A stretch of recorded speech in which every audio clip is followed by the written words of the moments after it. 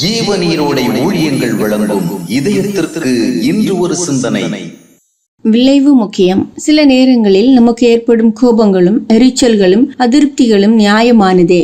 ஆனால் மனதில் ஏற்படும் இது போன்ற நியாயமான உணர்வுகளை நாம் உடனுக்குடன் ஏதாவது ஒரு விதத்தில் வெளிப்படுத்தி காட்டிவிடுவதால் அது நமக்கு பாதகமாகவே மாறுகின்றது.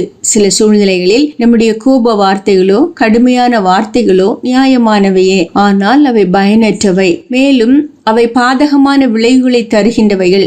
ஏதாவது ஒன்று நமக்குள் காயம் ஏற்படும் விதமாக நடக்கிறது. அப்போது நம்முடைய அதிருப்தியை அல்லது கோபத்தை வார்த்தைகளால் வெளிப்படுத்தி காட்டிவிடவே மனம் விரைகின்றது. ஆனால் அது வேறொரு விதமான இன்னொரு காயம் ஏற்படவே வழிவகுக்கின்றது.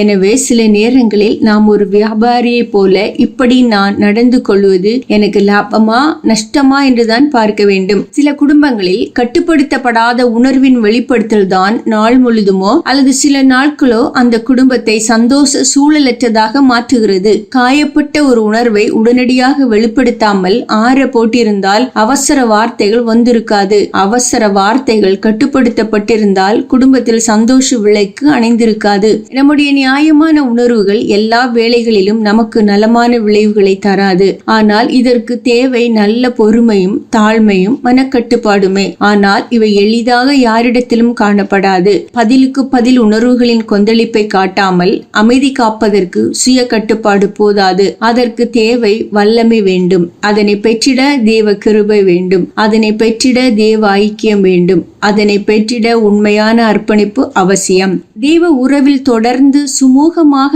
இருக்கவும் தேவனுடைய பிரியத்திற்கு இசைந்து செயல்படவும் நமக்குள் ஆசை உருவாக வேண்டும். வாழ்க்கையில் அற்ப சொற்ப காரியங்களுக்காக அமைதி, சந்தோஷம், நல்லுறவு, தேவ ஐக்கியம் போன்றவற்றை இழக்கக்கூடாது என்ற நிலைப்பாடு வேண்டும். உணர்வுகளை வெளிப்படுத்தி சமாதானத்தை இழக்க முந்தாமல் நல்ல விளைவுகளை எதிர்பார்த்து பொறுமையாய் வாழ்ந்திட தேவ கிருபையை அதிகமாக தேட வேண்டும்.